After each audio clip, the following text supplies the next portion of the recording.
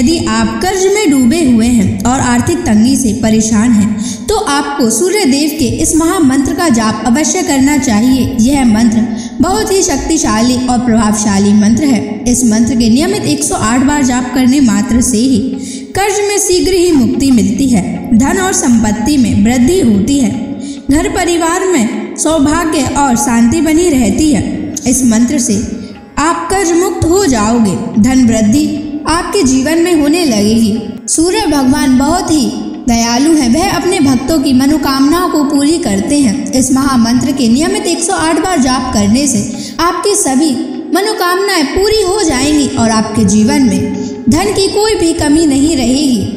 आप अपने जीवन में उन्नति प्राप्त करेंगे, आपको हमेशा सफलता ही प्राप्त होगी। इसलिए प्यारे भक्तों, इस मंत्र को साधारण समझने की गलती बिल्कुल भी ना करें।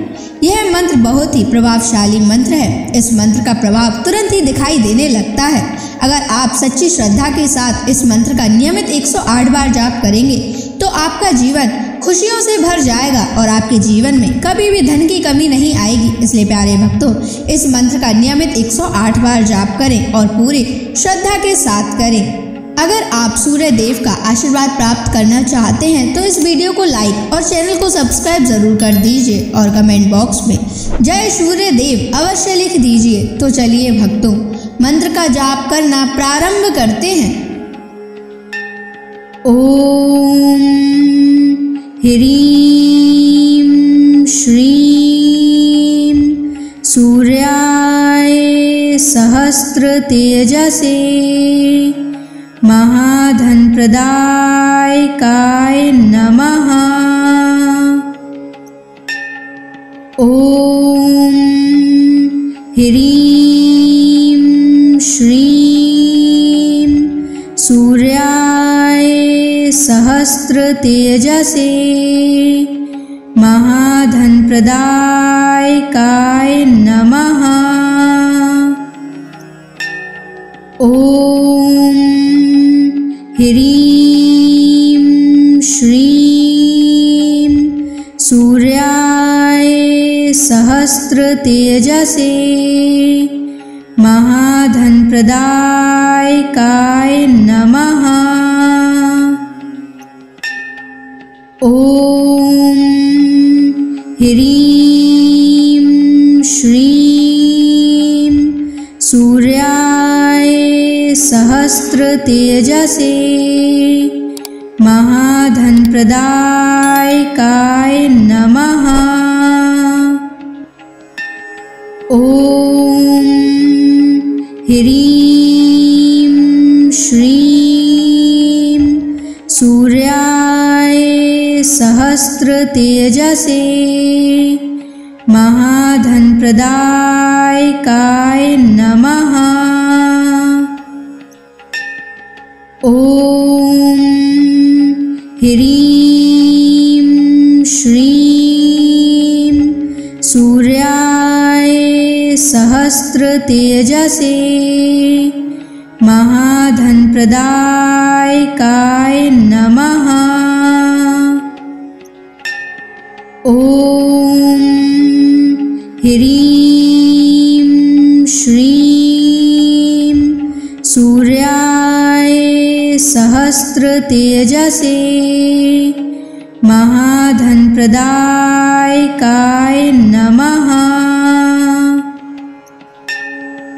ओम ह्रीं श्रीं सूर्याय सहस्र तेजसे महाधन प्रदायकाय नमः। ओम ह्रीं श्रीं सूर्याय सहस्र तेजसे महाधन प्रदायकाय नमः। ओम ह्रीं श्रीं सूर्याय सहस्र तेजसे महाधनप्रदायकाय नमः। ॐ ह्रीं श्रीं सूर्याय सहस्रतेजसे महाधनप्रदायकाय नमः। ॐ ह्रीं श्रीं सूर्याय सहस्रतेजसे महाधनप्रदायकाय नमः। ॐ ह्रीं श्रीं सूर्याय सहस्रतेजसे महाधनप्रदायकाय नमः। ॐ ह्रीं श्रीं सूर्याय सहस्रतेजसे महाधनप्रदायकाय नमः। ॐ ह्रीं श्रीं सूर्याय सहस्रतेजसे महाधनप्रदायकाय नमः। ॐ ह्रीं श्रीं सूर्याय सहस्रतेजसे महाधनप्रदायकाय नमः। ॐ ह्रीं श्रीं सूर्याय सहस्रतेजसे महाधनप्रदायकाय नमः। ॐ ह्रीं श्रीं सूर्याय सहस्रतेजसे महाधनप्रदायकाय नमः। ॐ ह्रीं श्रीं सूर्याय सहस्रतेजसे महाधनप्रदायकाय नमः। ॐ ह्रीं श्रीं सूर्याय सहस्रतेजसे महाधनप्रदायकाय नमः। ॐ ह्रीं श्रीं सूर्याय सहस्रतेजसे महाधनप्रदायकाय नमः। ॐ ह्रीं श्रीं सूर्याय सहस्रतेजसे महाधनप्रदायकाय नमः। ॐ ह्रीं श्रीं सूर्याय सहस्रतेजसे महाधनप्रदायकाय नमः। ॐ ह्रीं श्रीं सूर्याय सहस्रतेजसे महाधनप्रदायकाय नमः। ॐ ह्रीं श्रीं सूर्याय सहस्रतेजसे महाधनप्रदायकाय नमः। ॐ ह्रीं श्रीं सूर्याय सहस्रतेजसे महाधनप्रदायकाय नमः। ॐ ह्रीं श्रीं सूर्याय सहस्रतेजसे महाधनप्रदायकाय नमः। ॐ ह्रीं श्रीं सूर्याय सहस्रतेजसे महाधनप्रदायकाय नमः। ॐ ह्रीं श्रीं सूर्याय सहस्रतेजसे महाधनप्रदायकाय नमः। ॐ ह्रीं श्रीं सूर्याय सहस्रतेजसे महाधनप्रदायकाय नमः। ॐ ह्रीं श्रीं सूर्याय सहस्रतेजसे महाधनप्रदायकाय नमः। ॐ ह्रीं श्रीं सूर्याय सहस्रतेजसे महाधनप्रदायकाय नमः। ॐ ह्रीं श्रीं सूर्याय सहस्रतेजसे महाधनप्रदायकाय नमः। ॐ ह्रीं श्रीं सूर्याय सहस्रतेजसे महाधनप्रदायकाय नमः। ॐ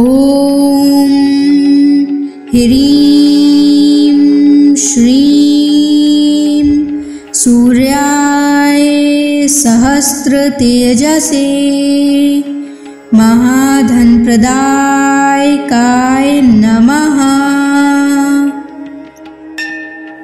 ॐ ह्रीं श्रीं सूर्याय सहस्रतेजसे महाधनप्रदायकाय नमः। ॐ ह्रीं श्रीं सूर्याय सहस्रतेजसे महाधनप्रदायकाय नमः। ॐ ह्रीं श्रीं सूर्याय सहस्रतेजसे महाधनप्रदायकाय नमः। ॐ ह्रीं श्रीं सूर्याय सहस्रतेजसे महाधनप्रदायकाय नमः। ॐ ह्रीं श्रीं सूर्याय सहस्रतेजसे महाधनप्रदायकाय नमः। ॐ ह्रीं श्रीं सूर्याय सहस्रतेजसे महाधनप्रदायकाय नमः। ॐ ह्रीं श्रीं सूर्याय सहस्रतेजसे महाधनप्रदायकाय नमः। ॐ ह्रीं श्रीं सूर्याय सहस्रतेजसे महाधनप्रदायकाय नमः। ॐ ह्रीं श्रीं सूर्याय सहस्रतेजसे महाधनप्रदायकाय नमः। ॐ ह्रीं श्रीं सूर्याय सहस्रतेजसे महाधनप्रदायकाय नमः। ॐ ह्रीं श्रीं सूर्याय सहस्रतेजसे महाधनप्रदायकाय नमः। ॐ ह्रीं श्रीं सूर्याय सहस्रतेजसे महाधनप्रदायकाय नमः। ॐ ह्रीं श्रीं सूर्याय सहस्रतेजसे महाधनप्रदायकाय नमः। ॐ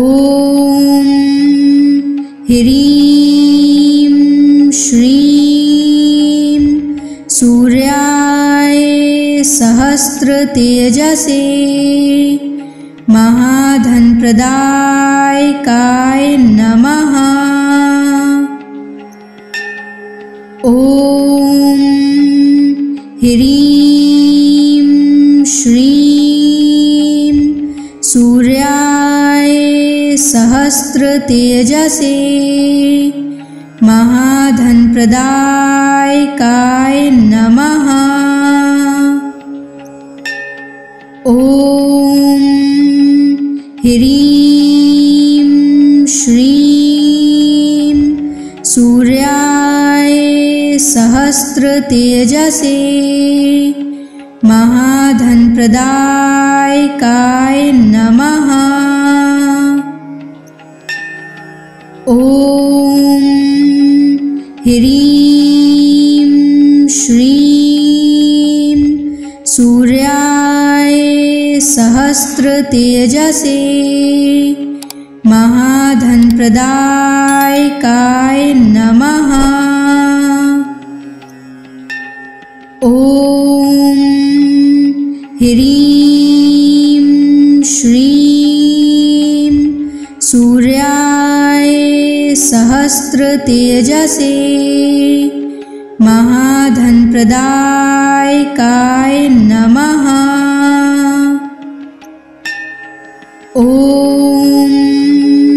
ह्रीं श्रीं सूर्याय सहस्रतेजसे महाधनप्रदायकाय नमः। ॐ ह्रीं श्रीं सूर्याय सहस्रतेजसे महाधनप्रदायकाय नमः। ॐ ह्रीं श्रीं सूर्याय सहस्रतेजसे महाधनप्रदायकाय नमः।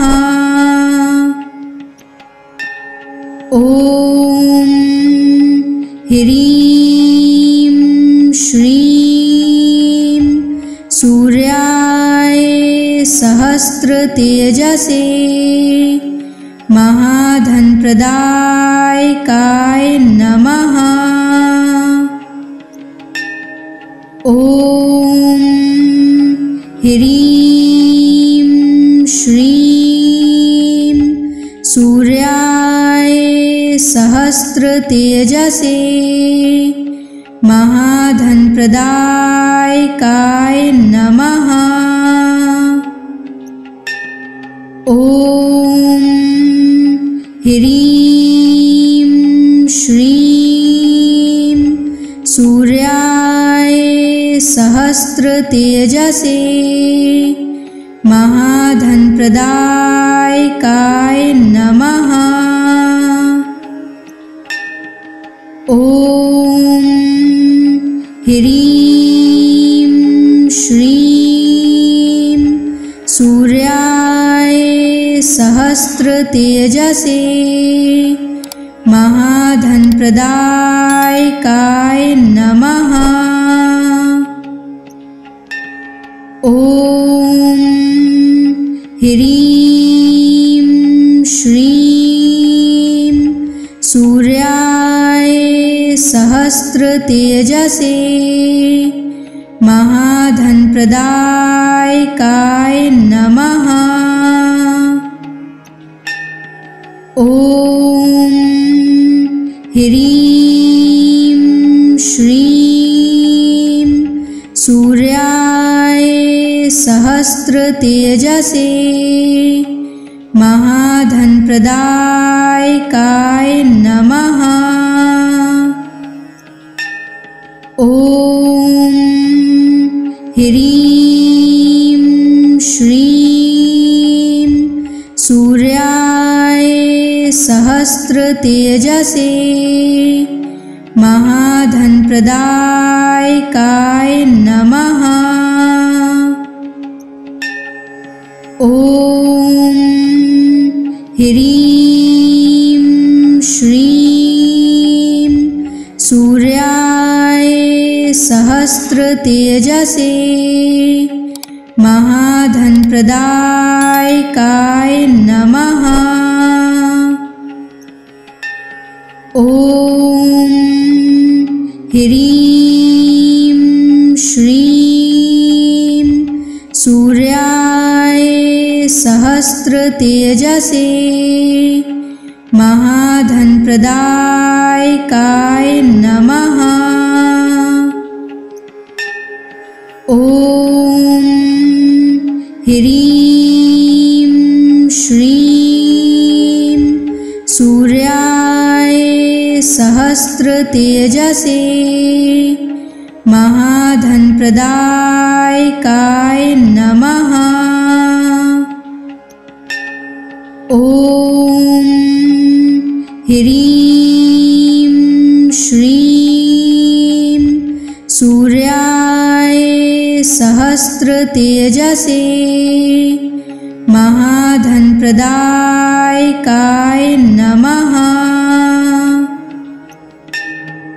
ॐ ह्रीं श्रीं सूर्याय सहस्रतेजसे महाधनप्रदायकाय नमः। ॐ ह्रीं श्रीं सूर्याय सहस्रतेजसे महाधनप्रदायकाय नमः। ॐ ह्रीं श्रीं सूर्याय सहस्रतेजसे महाधनप्रदायकाय नमः।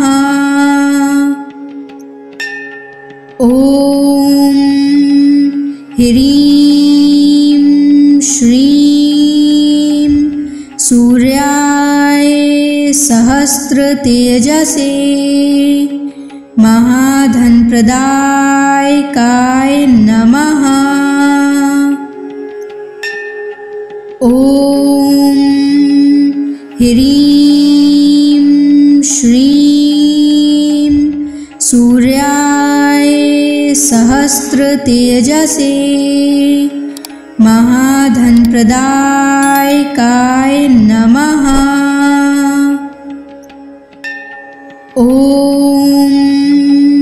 ह्रीं श्रीं सूर्याय सहस्रतेजसे महाधनप्रदायकाय नमः।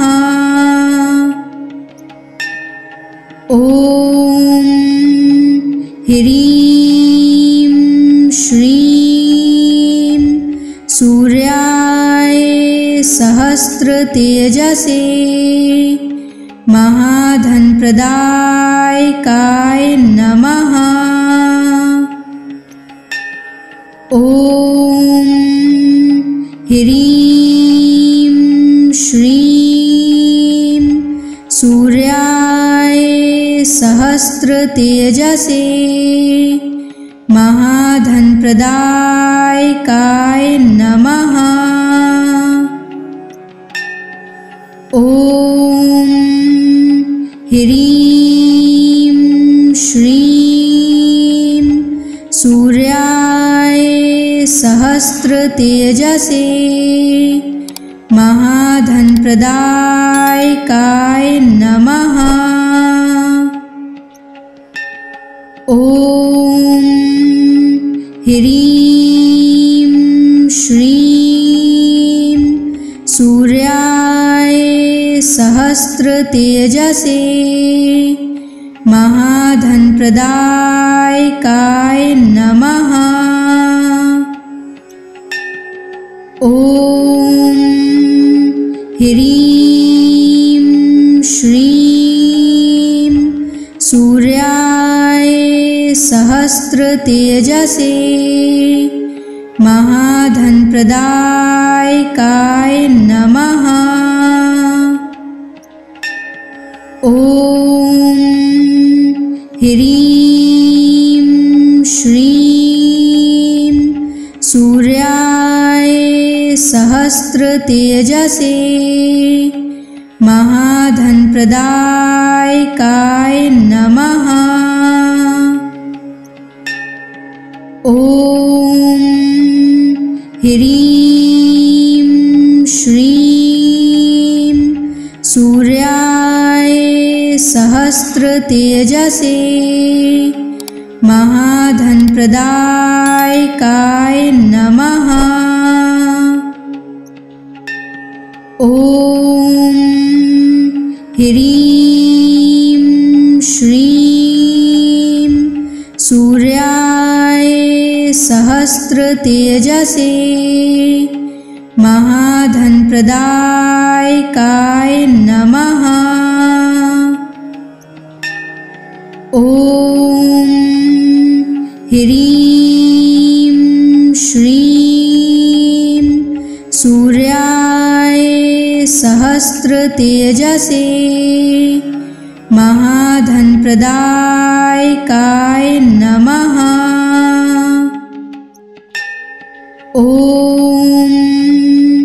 ह्रीं श्रीं सूर्याय सहस्रतेजसे महाधनप्रदायकाय नमः। ॐ ह्रीं श्रीं सूर्याय सहस्रतेजसे महाधनप्रदायकाय नमः। ॐ ह्रीं श्रीं सूर्याय सहस्रतेजसे महाधनप्रदायकाय नमः। ॐ ह्रीं श्रीं सूर्याय सहस्रतेजसे महाधनप्रदायकाय नमः। ॐ ह्रीं श्रीं सूर्याय सहस्रतेजसे महाधनप्रदायकाय नमः। ॐ ह्रीं श्रीं सूर्याय सहस्रतेजसे महाधनप्रदायकाय नमः। ॐ ह्रीं श्रीं सूर्याय सहस्रतेजसे महाधनप्रदायकाय नमः। ॐ ह्रीं श्रीं सूर्याय सहस्रतेजसे महाधनप्रदायकाय नमः। ॐ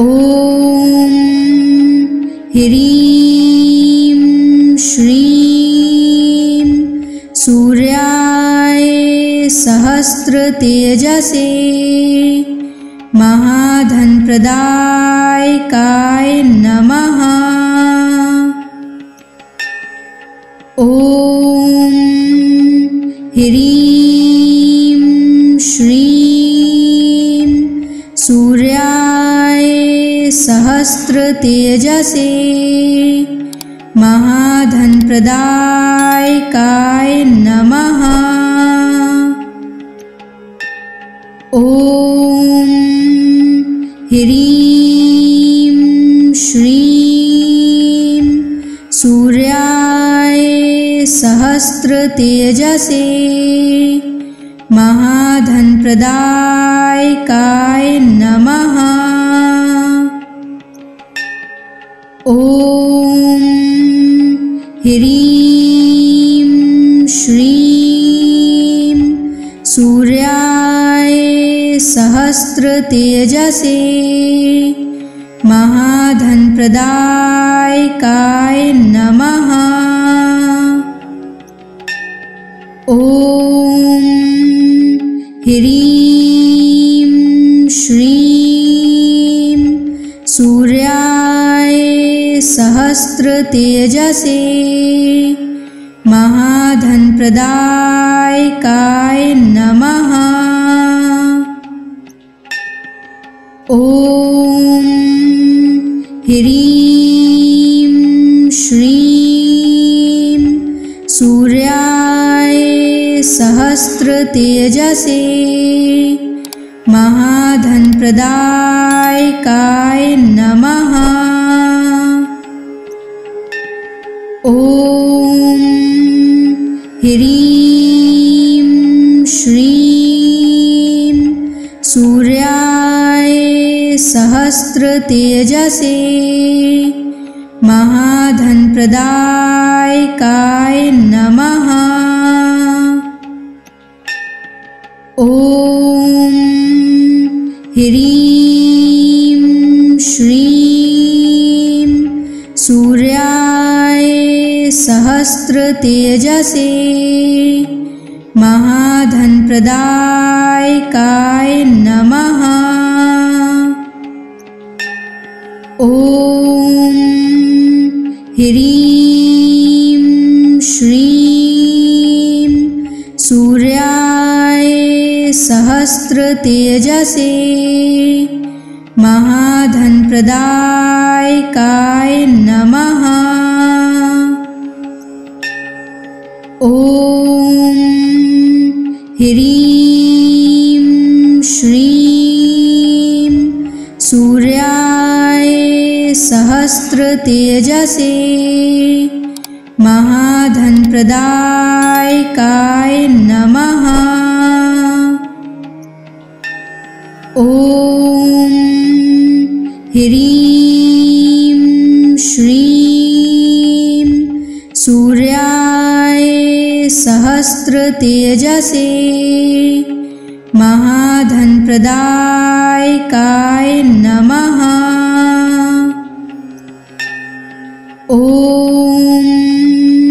ह्रीं श्रीं सूर्याय सहस्रतेजसे महाधनप्रदायकाय नमः। ॐ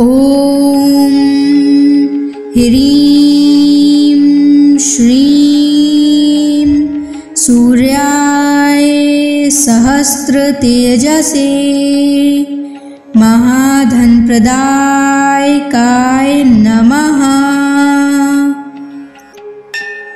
ॐ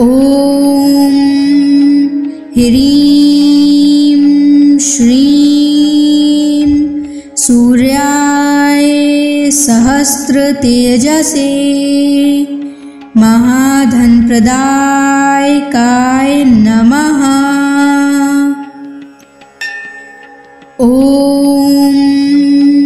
ह्रीं श्रीं सूर्याय सहस्रतेजसे महाधनप्रदायकाय नमः। ॐ ह्रीं श्रीं सूर्याय सहस्रतेजसे महाधनप्रदायकाय नमः। ॐ ह्रीं श्रीं सूर्याय सहस्रतेजसे महाधनप्रदायकाय नमः। ॐ ह्रीं श्रीं सूर्याय सहस्रतेजसे महाधनप्रदायकाय नमः। ॐ ह्रीं श्रीं सूर्याय सहस्रतेजसे महाधनप्रदायकाय नमः। ॐ ह्रीं श्रीं सूर्याय सहस्रतेजसे महाधनप्रदायकाय नमः। ॐ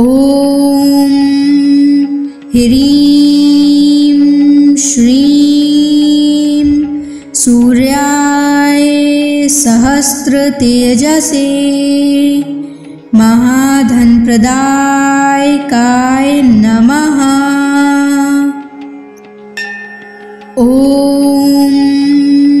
ह्रीं श्रीं सूर्याय सहस्रतेजसे महाधनप्रदायकाय नमः। ॐ ह्रीं श्रीं सूर्याय सहस्रतेजसे महाधनप्रदायकाय नमः। ॐ ह्रीं श्रीं सूर्याय सहस्रतेजसे महाधनप्रदायकाय नमः। ॐ ह्रीं श्रीं सूर्याय सहस्रतेजसे महाधनप्रदायकाय नमः। ॐ